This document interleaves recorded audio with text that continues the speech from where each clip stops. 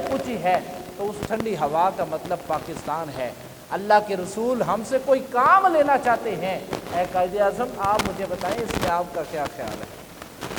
تو قائد اعظم محمد علی جناح جواباً جو خط لکھتے ہیں، آپ لندن کے اندر موجود ہیں، اپنے کمرے میں آرام فرما رہے ہیں، اور علامہ اقبال کو خط میں جواب لکھتے ہیں،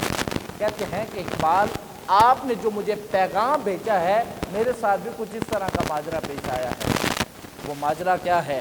کہ قائد اعظم محمد علی جناح اس میں لکھتے ہیں کہ ایک رات میں آرام کر رہا ہوں، رات کو سو رہا ہوں تو کیا دیکھتا ہوں کہ میری جو چارپائی ہے، میرا جو بیڈ ہے وہ زور سے ہلنے لگ جاتا ہے۔ فرماتے ہیں جب میں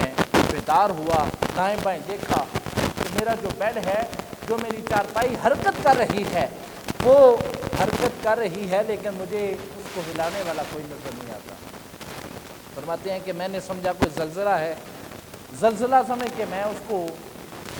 فراموش کر کے چھوڑ کے میں پھر سو جاتا ہوں۔ فرماتے ہیں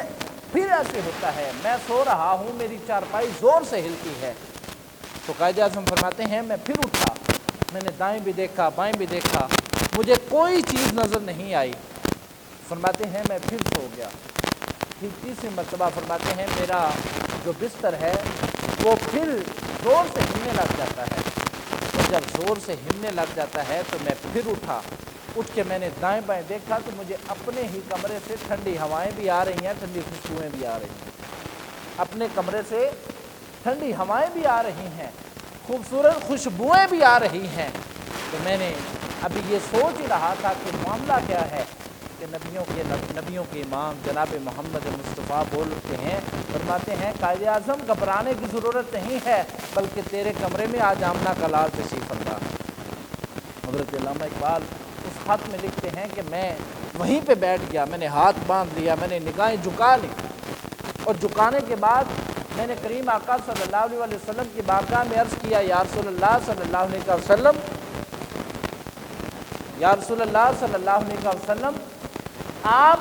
اس غریب خانے پہ کیسے تشریف لائے ہیں؟ تو کریم آقا صلی اللہ علیہ وسلم نے ارشاد فرمایا قائد اعظم میں تمہیں ایک کام ذمہ لگا رہا ہوں، تم نے جانا ہے اور مشرق کے اندر جا کے مسلمانوں کو الگ سرزمین سے فیضیاب کرنا ہے، اور اس میں کوئی عام تمہاری مدد نہیں کرے گا بلکہ میں خود محمد مصطفیٰ تمہاری مدد کروں گا۔ حضرت قائد اعظم محمد علی جناح رحمۃ اللہ تعالی علیہ آپ کو اللہ کے رسول خواب میں بتاتے ہیں کہ قائد اعظم اٹھو، مسلمانوں کو تمہاری ضرورت ہے، جاؤ جا کے مسلمانوں کو اپنا وطن دلاؤ۔ تو حضرت قائد اعظم محمد علی جناح آپ علامہ اقبال کو خط میں جواب دیتے ہیں، کہتے ہیں کہ مجھے بھی کچھ اس طرح کا خواب آیا ہے،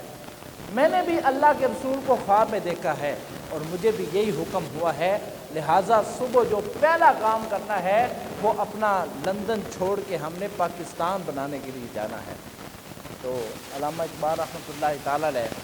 آپ نے جب اس خواب کو دیکھا، اس کا اظہار کیا اور اس خواب کو عملی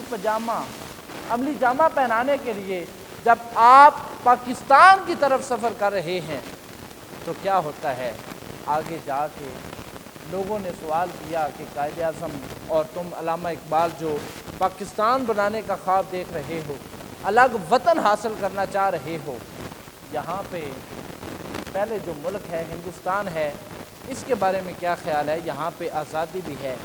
یہاں پہ سہولتیں بھی ہیں، یہاں پہ نظام بھی موجود ہے، یہاں پہ رول اینڈ ریگولیشن بھی موجود ہیں، تو پھر تم الگ اپنا وطن کیوں بنانا چاہتے ہو؟ تو علامہ اقبال رحمۃ اللہ تعالی علیہ آپ نے وہاں اس انسان کو جواب دیا جس نے کہا تھا کہ انگریز کا بنایا ہوا نظام بھی موجود ہے، انگریز کے بنائے ہوئے قوانین بھی موجود ہیں، انگریز کے بنائے ہوئے اصول و ضوابط بھی موجود ہیں، تو پھر تم کیوں الگ وطن بنانا چاہ رہے ہو؟ تو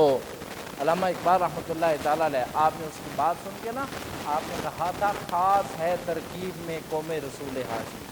اپنی ملت پر قیاس اقوام مغرب سے نہ کر، خاص ہے ترکیب میں قوم رسول ہاشمی۔ حضرت علامہ اقبال رحمۃ اللہ تعالی علیہ آپ کو جب کسی نے کہا کہ علامہ اقبال آپ الگ وطن کیوں بنانا چاہتے ہیں، آپ الگ ریاست کیوں بنانا چاہتے ہیں جبکہ یہاں انگریز کا نظام بھی موجود ہے، یہاں پہ انگریز کے بنائے ہوئے اصول بھی موجود ہیں، یہاں پہ انگریز کا بنایا ہوا قانون بھی موجود ہے؟ تو علامہ اقبال نے جواباً کہا تھا، اپنی ملت پر قیاس اقوام مغرب سے نہ کر، خاص ہے ترغیب میں قوم رسول ہاشمی۔ فرمایا کہ یہ جو رسول ہاشمی کی قوم ہے،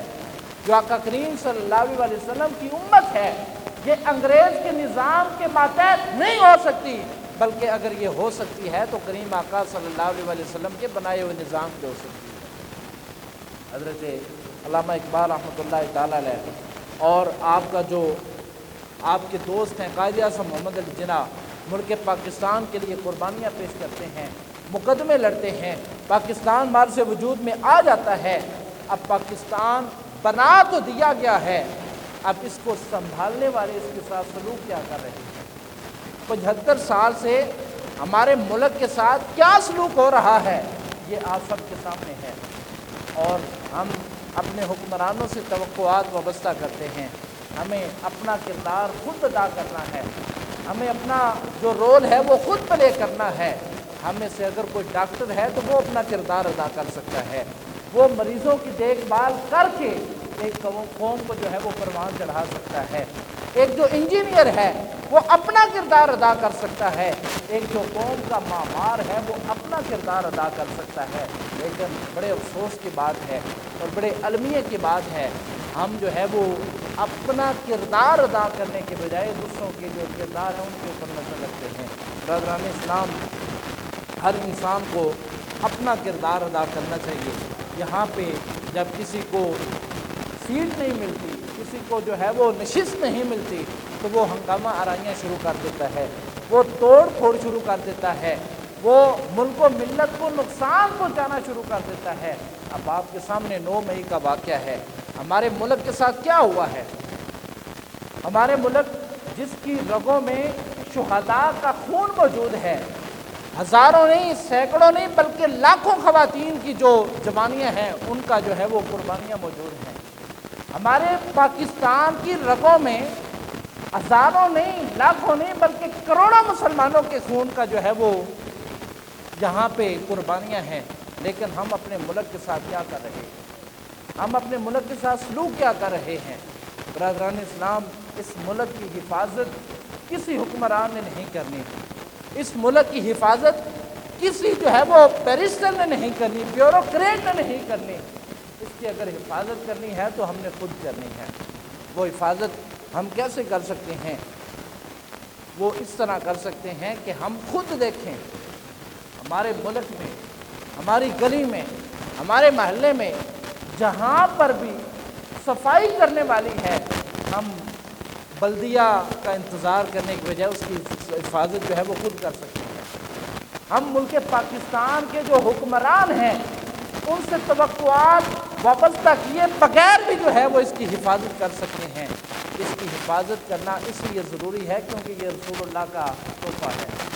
یہ رسول اللہ صلی اللہ علیہ وسلم کی عطا ہے، یہ قائد اعظم محمد علی جناح کے خوابوں کی تعبیر ہے، یہ علامہ اقبال مصور پاکستان کے خوابوں کی تعبیر ہے۔ لیکن ہمارا المیہ کیا ہے؟ ہم چاہتے ہیں کہ ہمارے حکمران کچھ کریں، ہمارے چیئرمین کچھ کریں، ہمارا کونسلر کچھ کرے۔ انہوں نے جو کرنا تھا انہوں نے کر لیا ہے، اور انہوں نے جو کرنا ہے وہ آپ کو بھی پتہ ہے، ہمیں بھی پتہ ہے انہوں نے کیا کرنا ہے۔ ہم نے اپنے ملک کی حفاظت جو ہے یہ خود کرنی ہے۔ برادران اسلام، ہمارا ملک پاکستان اس وقت اس موڑ کے اوپر ہے کہ اس کو ہر انسان کی حفاظت کی ضرورت ہے، ہر انسان، ہر پاکستانی کے کردار کی ضرورت ہے۔ ہم اس کی صفائی میں اپنا کردار ادا کر سکتے ہیں۔ ہمارا المیہ کیا ہے؟ ہم راستے میں چل رہے ہوتے ہیں، گندگی کا ڈھیر ہمیں نظر آتا ہے تو ہم مذمت کرتے ہیں کہ دیکھو یہ شہر کتنا گندا ہے، دیکھو ہمارے حکمران کتنے گندے ہیں، بلدیہ والے کتنے گندے ہیں، ٹی ایم اے والے کتنے گندے ہیں۔ ہم ان کو تو الزام دیتے ہیں لیکن اس میں خود کتنا کردار ادا کرتے ہیں۔ صفائی کے بارے میں کریم آقا صلی اللہ علیہ وسلم نے ارشاد فرمایا امام فخر الدین رازی رحمۃ اللہ تعالیٰ علیہ تفسیر کبیر کے اندر لکھتے ہیں کہ قیامت والے دن ایک انسان کو بلایا جائے گا، اس کے نامہ اعمال کا حساب کیا جائے گا، اس کی نیکیوں کا پلڑا کم پڑ جائے گا، بدیوں کا پلڑا زیادہ ہو جائے گا، لیکن باوجود اس کے اللہ رب العزت حکم کرے گا جا جنت میں چلا جا، جا میں تجھے جنت دینے کا اعلان کرتا ہوں۔ تو وہ بندہ حیرانی کے عالم میں، پریشانی کے عالم میں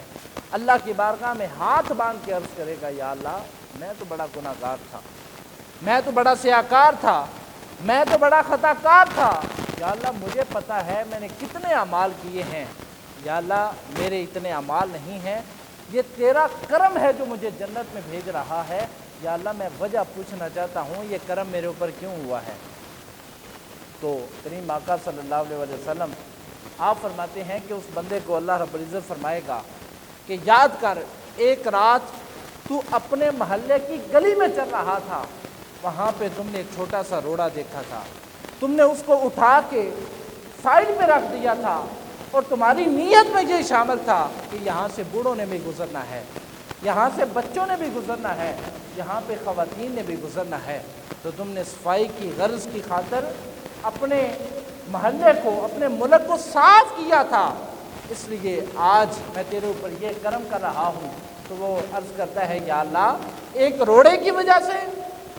ایک روڑے کی وجہ سے تو مجھے جنت عطا فرما رہا ہے؟ اللہ فرمائے گا کہ تو نے میرے بندوں کا خیال رکھا تھا، آج میں تیرا خیال رکھ رہا ہوں، تو نے میرے بندوں کو تکلیف سے بچایا تھا، میری مخلوق کو آسانی فراہم کی تھی، لے آج اس عمل کی وجہ سے میں تجھے